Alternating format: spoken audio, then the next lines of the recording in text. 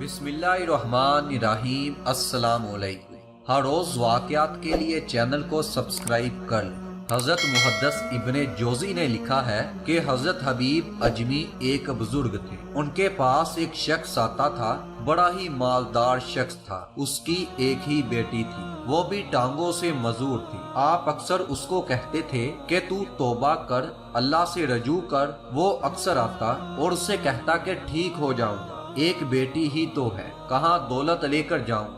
हजरत हबीब अजमी जब भी उसको कहते वो यही कहता कि बहुत जल्द ठीक हो जाऊंगा, तौबा कर लूंगा।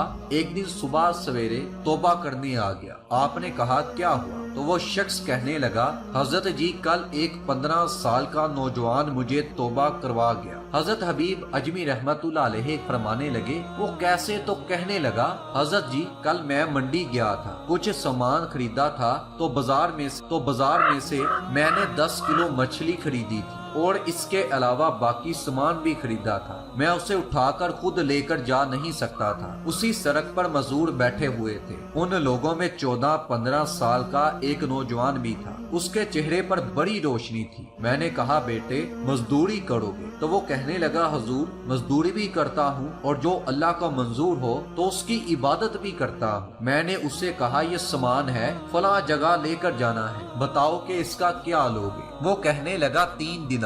उसने सामान उठा लिया। कहीं रास्ते में जोहर का वक्त हो गया। कहने लगा, चचा अगर आपकी इजाजत हो तो नमाज पढ़ लो। वो सामान रखकर नमाज पढ़ने चला गया। अब बाकी के लोग देर से आए, मगर वो बच्चा जल्दी आ गया था। मैंने कहा, बेटे आप जल्दी आ गए हो? कहने लगा, नफल छोड़ दिए हैं, कहीं आप ये ना समझ लें कि मैं काम चोर हूँ, मैं बाद में पढ़ लूंगा। दोपहर का वक्त था, रमजान भी था। मैं उस नौजवान को घर ले गया और मैंने अपनी बीवी से कहा, यह बच्चा बड़ा ही नेक है, नमाजी है। और रास्ते में ये भी हुआ है कि मैंने उसे कहा कि सामान थोड़ी देर के लिए मुझे दे दो, बड़ी गर्मी है, तुम्हें पसीना भी आ रहा है, मैं उठा लेता हूँ। तो वो कहने लगा कि नहीं चचा, हलाल रिज़्क कमाता हूँ, अगर सामान आप उठाएंगे तो मैं 3 दिनार पूरे नहीं लूंगा, फिर पैसे कम करूंगा। अगर मैंने तय किया है तो मैं ही उठाऊंगा। मैंने अपनी बीवी को बताया कि वो बड़ा नेक है, तो वो बड़ी मुतासिर हुई।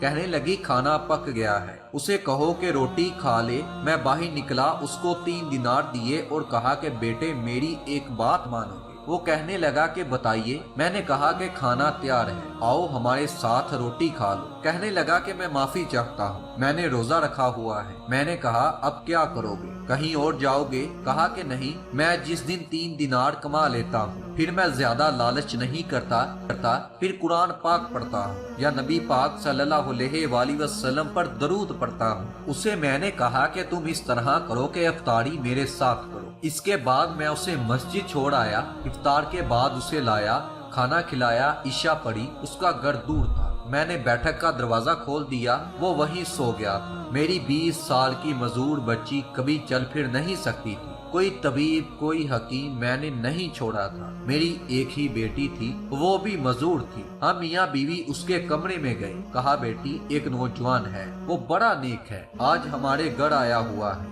बेटी को खाना खिला के हम वापिस आ गए। आधी रात का वक्त हुआ था तो दरवाजे पर दस्तक हुई। बच्ची अपने कमरे में सो रही थी, हम अपने कमरे में सो रहे थे। वो नौजवान बैठक में सो रहा था। मैं घबरा गया कि इस वक्त दरवाजे पर कौन है। मेरी बेटी की आवाज मेरे कानों में पड़ी कि अब्बा जान दरवाजा खोलो, मैं हूँ। मैंने दरवाजा खोला तो मैं ये देखकर हैरान रह गया कि मेरी बेटी को 20 साल हो गए थे, वो चल फिर नहीं सकती थी। तो मैंने देखा कि वो कभी इधर जाती है और कभी उधर जाती है। कहती है कि अल्हम्दुलिल्लाह मैं ठीक हो गई, अल्लाह ने मेरी टांगे ठीक कर दी हैं। हम दोनों रोने लगे, या अल्लाह तू कितना करीम है, बेटी ये सारा कुछ कैसे हुआ? तो मेरी बेटी कहने लगी, आपने कहा था कि ना, एक नौजवान आया हुआ है, वो बड़ा ही नेक है, बड़ा ही परहेजगार है। मेरे दिल में ख्याल आया कि अल्लाह अगर वो वाकई ही नेक है اس کے صدقے مجھے شفا دے دے۔ ابھی میری دعا